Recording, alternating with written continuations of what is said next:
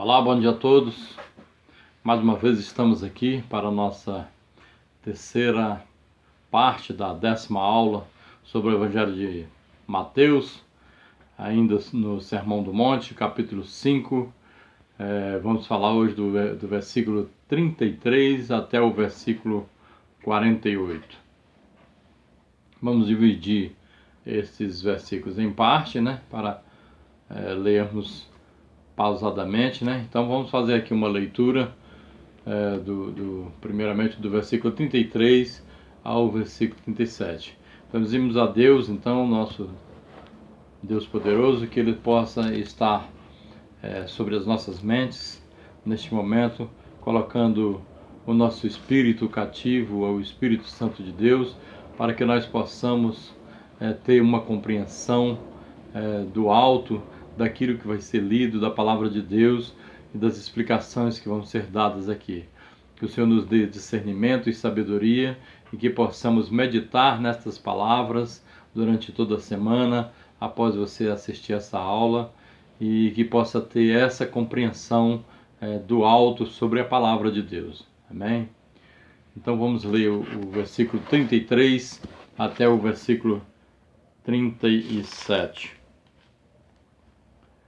Então ouvistes o que foi dito aos antigos: não jurarás falso, mas cumprirás rigorosamente para com o Senhor os teus juramentos. Eu, porém, vos digo: de modo algum jureis, nem pelo céu, por ser o trono de Deus, nem pela terra, por ser estrado de seus pés, nem por Jerusalém, por ser cidade do grande rei. Nem jures pela tua cabeça, porque não podes tornar um cabelo branco ou preto. Seja a tua palavra sim, sim, não, não. O que disto passar vem do maligno. Bom, essas palavras então foram ditas por Jesus na ocasião então do Sermão do Monte, quando ele se encontrava juntamente com os seus discípulos, ensinando-os para que eles pudessem mais tarde reproduzirem todas essas palavras, na ocasião em que fossem comissionados para isso. Bom, então não jurarás falso testemunho.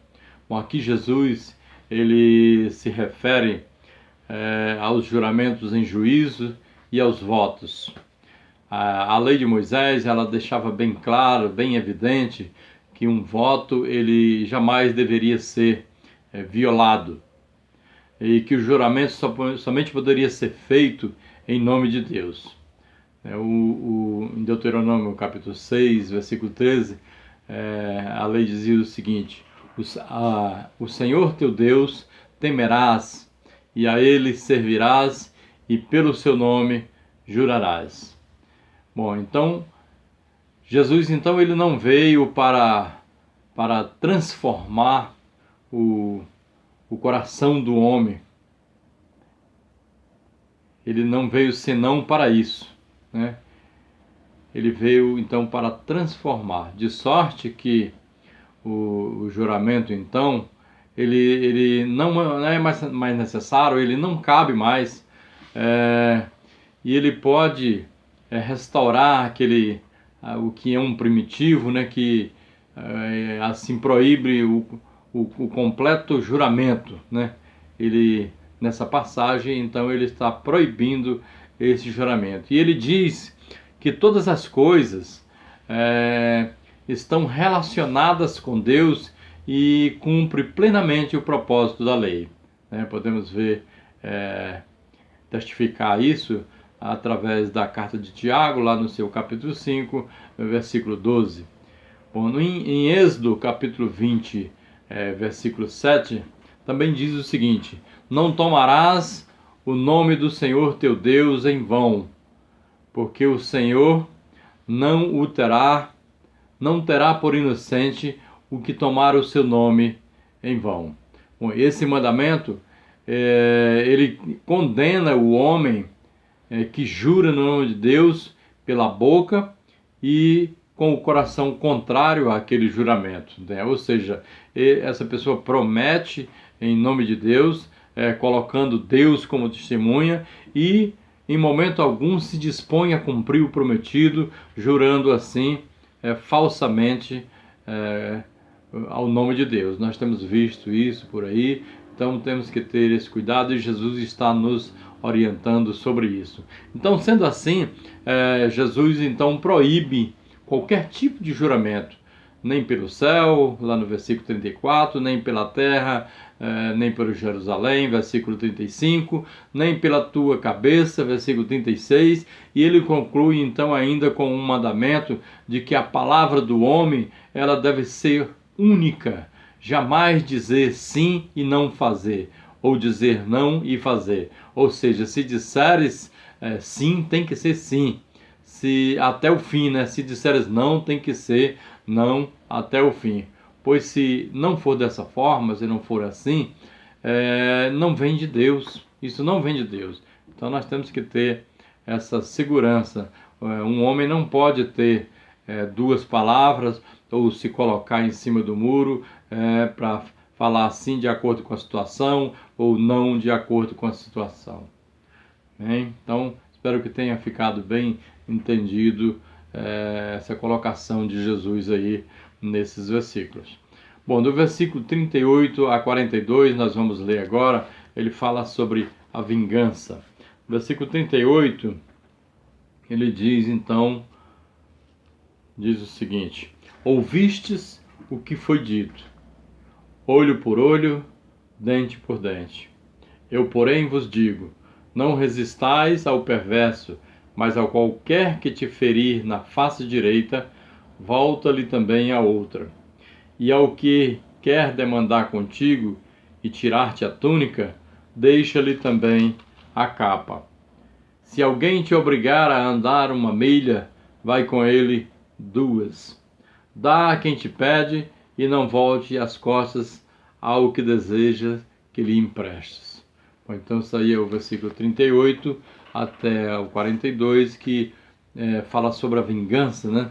A lei do olho por olho. Né? Quem já não ouviu falar dessa lei? Olho por olho, dente por dente. Bom, então essa lei ela fazia parte da lei civil administrada pelos juízes no Sinédrio, né? Em Êxodo capítulo 21, versículo 23, nós podemos ver também em Levítico capítulo 24, versículo 20, né?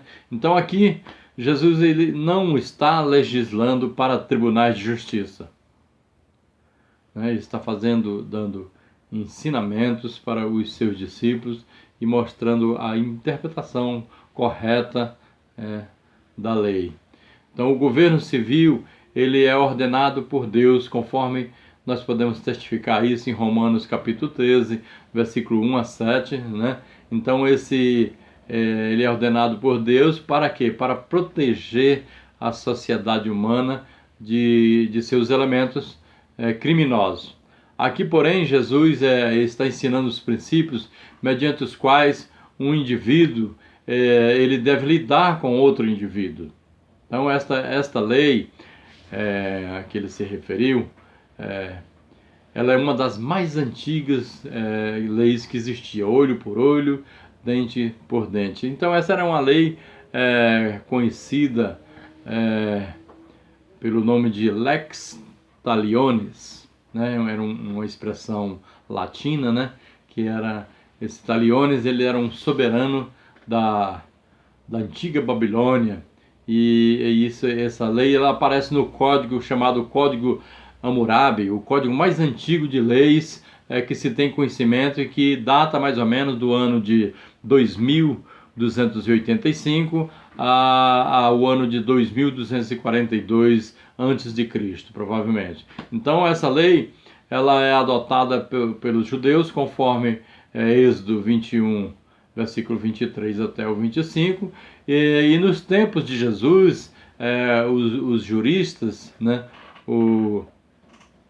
eles abominavam essa lei, né, afirmando que a sua aplicação, a aplicação dessa lei literalmente, ela era contra os princípios de justiça e estipulavam ao invés dessa lei, equivalentes monetários, né, para as feridas provocadas pelo outro.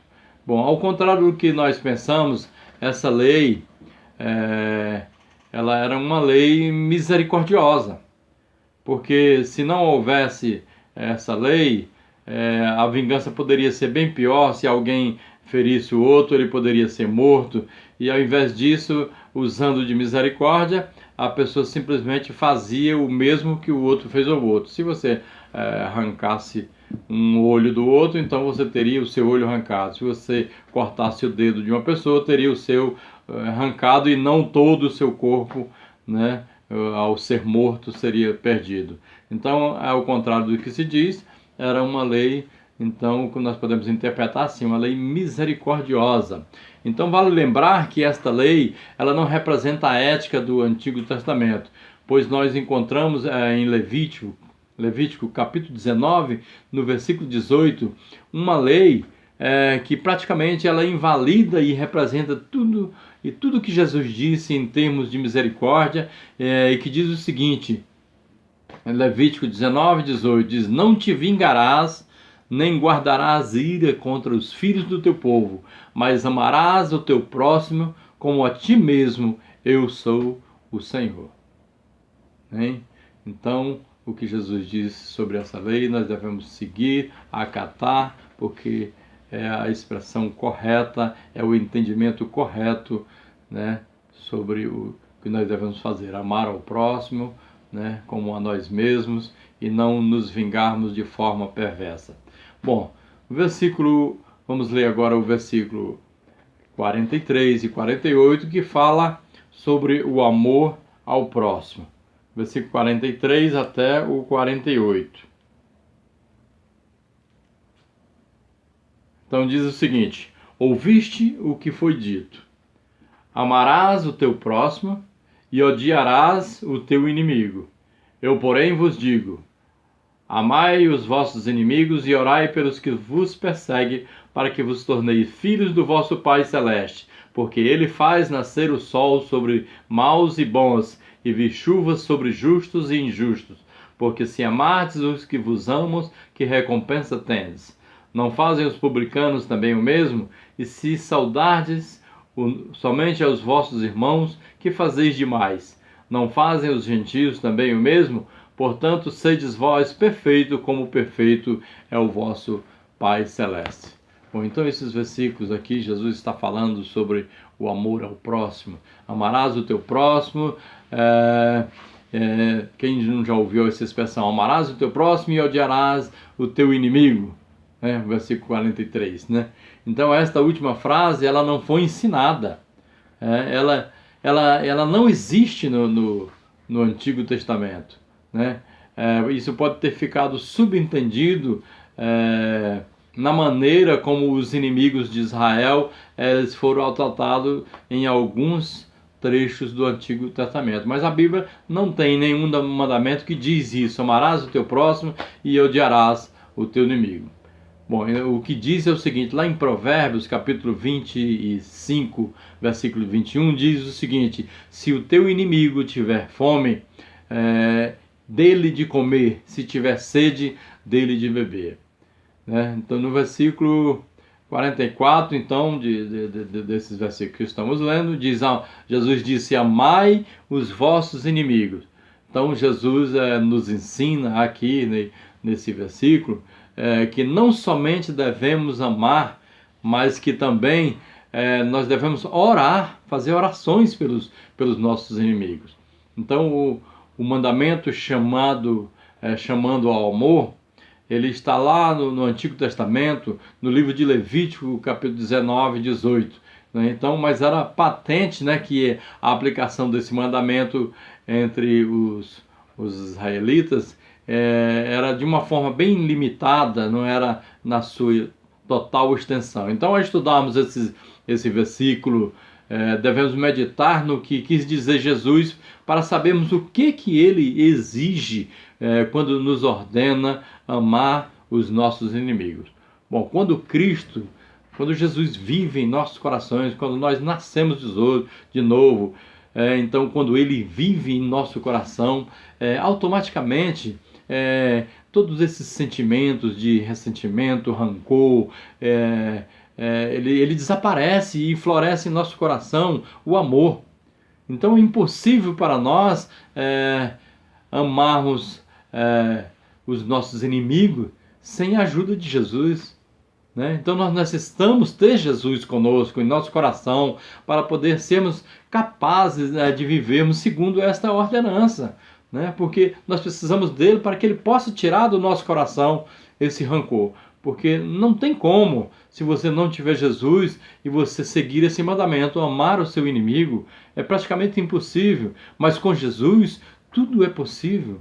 Tudo podemos naquele que nos fortalece, não é isso? A palavra diz. Então, mas esse mandamento, ele indica que o nosso comportamento com o nosso próximo, ele implica que esse comportamento ele seja amigável e cordial, tratando uns aos outros com respeito e benevolência, né? Quer dizer, próprios de pessoas que se denominam cristão. Então ele nos ordena a orar pelos que nos perseguem, né? Em consequência, nós não podemos odiar uma pessoa pela qual estamos orando, então, e vice-versa, não podemos orar por uma pessoa a qual nós odiamos, né? Então, como é que nós podemos estar na presença de Deus e seguir odiando ao nosso irmão? Né? Então, Jesus nos fala isso para que algo aconteça em nosso interior que nos tire, nos destitua deste ódio, deste rancor, para que após isso nós, transformado, com o nosso coração transformado, possamos então eliminar todas essas mágoas, todos esses ressentimentos e dessa forma então orar por aqueles que realmente nos perseguem. Então, por que razão Jesus nos pediu para que tivéssemos esse amor e essa benevolência para com os nossos inimigos? Então a resposta a essa pergunta é que esse amor que Ele quer que nós tenhamos, Ele faz com que nós sejamos como Ele. E nós temos que imitar Jesus, nós temos que ser como Ele, porque de outra forma não é possível nós amarmos os nossos inimigos e tirar as mágoas do nosso coração. Jesus ele é tão bom que ele faz com que o sol se levante para todos. Deus envia chuva sobre justos e injustos, né? E Ele tem amor para com todas as pessoas, sem distinção, sem distinção de raça, de cor. Ele tem esse amor de todas as pessoas, né? Para com todos, com santos, com pessoas que se acham santas e que são realmente santos. E Ele tem esse amor também para com aqueles que pecam, com os pecadores, porque Ele quer que nós sejamos como Ele. Então, no versículo 46, ele diz, não fazem os publicanos o mesmo?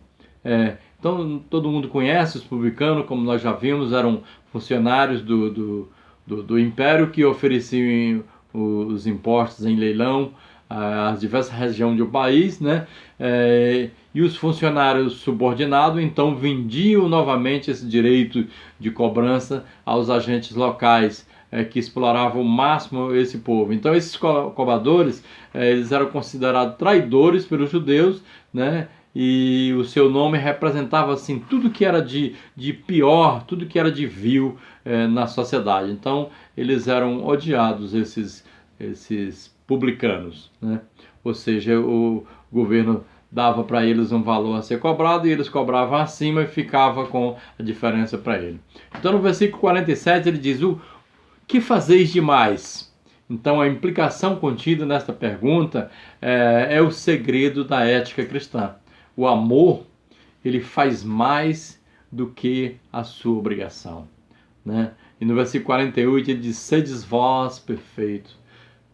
Então Jesus adaptou esse termo do livro de Levítico, lá no capítulo 19, versículo 2, que fala assim, fala a toda a congregação dos filhos de Israel e dize-lhes, santo serei porque eu, Senhor, vosso Deus, sou santo. O argumento então é que o crente todo aquele que se diz crente, que crê, realmente crê, ele deve ser guiado pela ética perfeita do Evangelho, não é isso?